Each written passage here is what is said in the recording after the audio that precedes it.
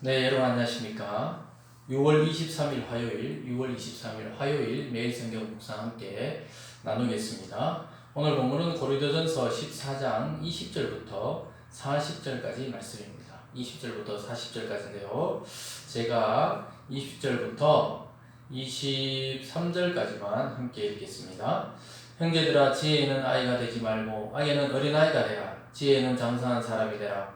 율법에 기록된 바 주께서 이르시되 내가 다른 방언을 말하는 자와 다른 입술로 이 백성에게 말할지라도 그들이 여전히 듣지 아니하리라 하였으니, 그러므로 방언은 믿는 자들을 위해 하지 아니하고 믿지 아니한 자들을 위하는 표적이나 예언은 믿지 아니하는 자들을 위하지 않고 믿는 자들을 위함이니라. 아멘. 또 한 구절을 더 읽도록 하겠습니다. 오늘 마지막 부분을 좀 읽어드리겠습니다. 39절입니다. 그런즉 내 형제들아, 예언하기를 사모하며 방언하기를 금하지 말라. 모든 것을 품위 있게 하고 질서 있게 하라. 아멘. 네, 이 상당히 긴 구절입니다. 20절부터 40절까지는 상당히 긴 구절인데요. 실제로는 어제의 말씀에 이어지는 말씀입니다. 예언과 방언의 은사에 대해서 이야기하고 있고, 또 오늘 그것을 사용하는 그 예배상에서 그것을 사용할 때 질서와 조화를 맞추어서 사용하고 품위 있게 하라고 이야기하고 있습니다. 그래서 오늘 본문을 중심으로 질서와 조화라는 제목으로 하나님 말씀 잠시 나누겠습니다. 오늘 40절 마지막 구절에 모든 것을 품위 있게 하고 질서 있게 하라. 이것이 오늘 전체적인 14장 이 예언과 또 방언의 은사의 핵심 구절입니다. 이 마지막 구절이 모든 것을 말해줍니다.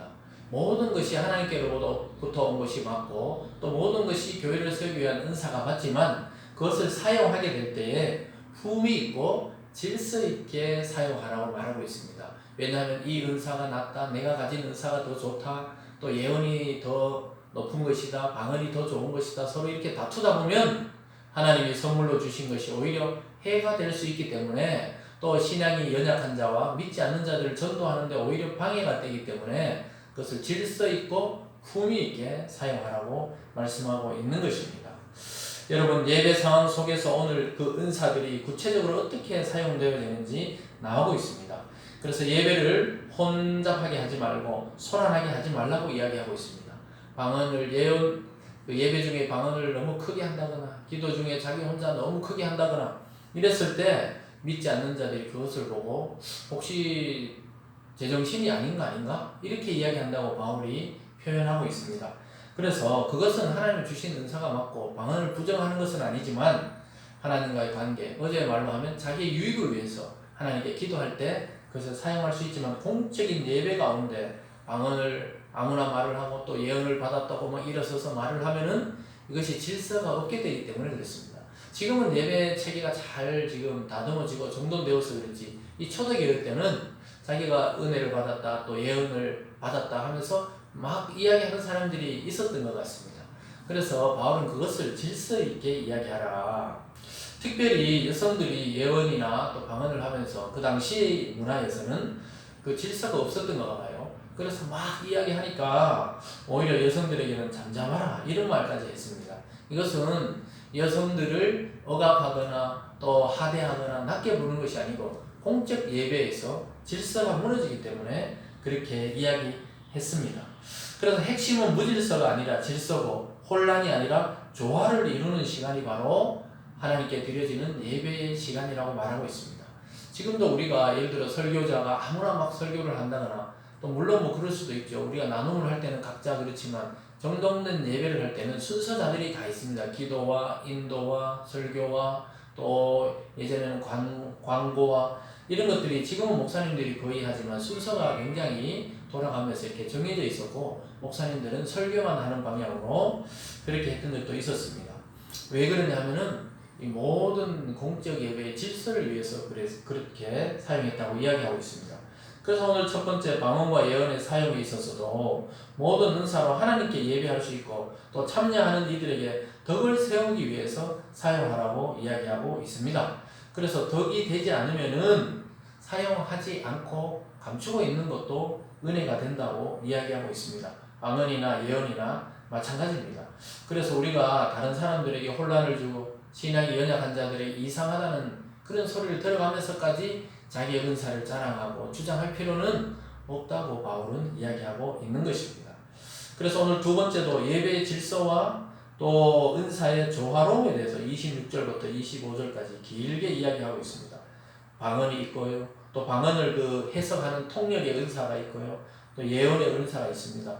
이것을 기독교 교회사에서 부정할 수 없는 현상입니다. 또 진짜 실제로 나타나는 일들입니다. 방언도 있고요. 방언을 통역하시는 분도 있고요. 예언하는 분도 있고요. 또 이런 것들이 기독교사에서 많이 나타났었습니다. 그러나 그것이 공동체를 무너뜨리고 분열시키고 또 무질서하게 한다면은 오히려 은사를 받지 못한 것만 못하다고 이야기하고 있습니다. 그래서 질서 있고 무질서하지 않게 조화롭게 하라고 이야기하고 있으면서 그래서 방언을 할 때도 많은 사람이 두세 사람이 하고 또 차례를 따라하고 또 한 사람이 통역하고 또 이렇게 만일 통역하는 자가 없으면 교회에서 잠잠하고 자기와 하나님께만 말하라고 이야기합니다. 28절입니다. 만일 통역하는 자가 없으면 교회에서는 잠잠하고 자기와 하나님께 말할 것이요. 그러니까 자기 자신과 하나님과 관계에서 그 방언을 사용할 뿐이지 옆에서 그 방언을 해석해 주는 자가 없는데 막 공동체 앞에 나와가지고 방언으로 이야기해봐야 못 알아듣고 또 처음 온 자들이 이상하게 여길 뿐이라고 바울은 권면하고 있습니다. 그리고 29절에 예언하는 자는 둘이나 셋이나 말하고 다른 이를 분별할 것이요. 만일 곁에 앉아있는 다른 이에게 계시가 있으면 먼저 하는 자는 잠잠하라 이렇게 말하고 있습니다. 그러니까 순서가 있는 것이죠. 예를 들어 제가 하나님의 계시를 받고 또 말씀을 받고 이렇게 증거하다가 누군가 또 일어나서 계시를 받고 이야기할 때는 먼저 이야기했던 사람은 잠잠하라는 것이죠. 계속 이야기하고 이 사람도 이야기하면 이게 예배가 혼돈이 오고 또 분별이 안 되기 때문에 그런 것입니다. 그래서 예언하는 자는 둘이나 셋이나 말하라 이렇게 말합니다. 그래서 분별해라 분별. 이게 참된 하나님으로부터 온 것인지 아닌지 분별하라는 것입니다.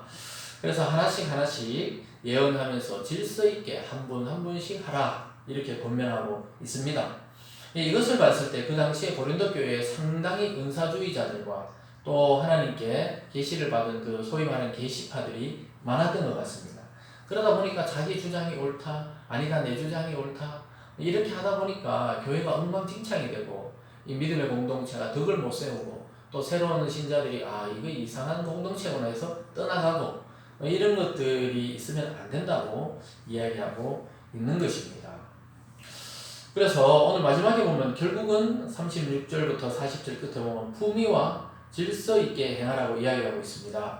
36절에 보면 하나님의 말씀이 너희로부터 난 것이냐 또는 너희에게만 임한 것이냐 만일 누구든지 자기를 선지자 혹은 신령한 자라고 생각하거든 내가 너희에게 편지한 이 글이 주의 명령인 줄 알라. 자기들이 그렇게 말씀을 받았다고 생각하면은 내가 권면하는 대로 따르라는 것입니다. 질서 있고 혼란하지 않고 공동체를 세우고 또 새신자들에게 덕을 세우는 방향으로 말하고 행동하라고 이야기하고 있습니다. 그러면서 바울은 이렇게 이야기해요. 39절입니다. 그런즉 내 형제들아 예언하기를 사모하며 방언 말하기를 금하지 말라. 어제 제가 예언이 뭐라 그랬죠? 말씀의 사역. 이 포괄적으로는 전체적인 말씀의 사역. 핵심적으로는 이 설교 사역을 꾸준히 하고 금하지 말라는 거예요. 방언도 금하지 말라고 그럽니다. 왜 그렇습니까? 자기 자신과 하나님께 기도하는 내용이기 때문에 그 사람은 그렇게 하는 것에 대해서 우리가 제재를 가하고 굳이 시기하고 또 굳이 이상하게 볼 필요는 없지만 그것을 방언을 받은 자도 조심해서 질서 있게 자기와 하나님께 말할 때 사용하라고 이야기하고 있습니다. 그러면서도 결론적으로 40절에 다시 한번 읽습니다. 모든 것을 품위 있게 하고 질서 있게 하라. 핵심이 이것입니다. 모든 것을 품위 있고 질서 있게 하라. 그럼 기독교는 이 신비가 있지만 신비주의에 빠져서는 안 됩니다. 또 우리가 영적 부흥이 있고 뜨거움이 있지만 광신주의에 빠져서 모든 일상을 접고 그것에만 몰두하는 것을 하나님은 또 바라지 않습니다. 하나님이 택하신 몇몇 전담 사역자 외에는 전부 또 사회적인 일을 하고 이 사회에서의 빛과 소금의 역할을 감당하기를 하나님은 원하기 때문입니다.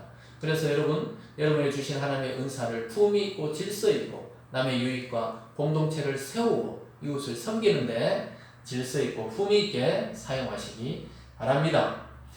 그래서 하나님을 기쁘시게 하는 예배가 될 수 있게 하고요. 또 자기 만족적 예배를 드리지 말고 하나님이 만족하시고 기뻐하는 예배로 여러분의 은사를 또 여러분의 재능을 그렇게 교회 내에서 질서 있고 아주 품위 있게 정돈되게 사용하는 그런 은혜가 있기를 주님의 이름으로 축원드립니다. 기도하겠습니다.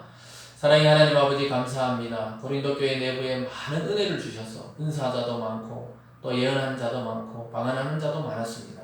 그러나 하나님이 원하신 것은 그것을 마음대로 사용하는 것이 아니라 공동체의 품위와 질서, 조화를 이루기를 원하고 계십니다. 하나님 우리에게 주신 많은 것들과 재능과 능력과 은사들을 나의 자랑과 교만을 위해 사용하지 않고 공동체를 섬기며 타인을 섬기며 또 이웃을 사랑하는 마음으로 유익을 끼치는데 그 재능과 은사를 사용하는 저희들 되게 도와주시고 우리 인생에 아주 품위 있고 또 하나님 앞에 질서 있게 살아가는 그런 참된 성도 될 수 있도록 우리를 이끌어 주시고 깨닫게 하여 주시옵소서. 오늘 하루도 질서와 조화 속에 하나님을 섬기며 이웃을 섬기며 또 나 자신이 그리스도를 닮아가는 참되고 복된 하루 될 수 있도록 축복하여 주시옵소서. 감사드리며 예수님 이름으로 기도드리옵나이다. 아멘.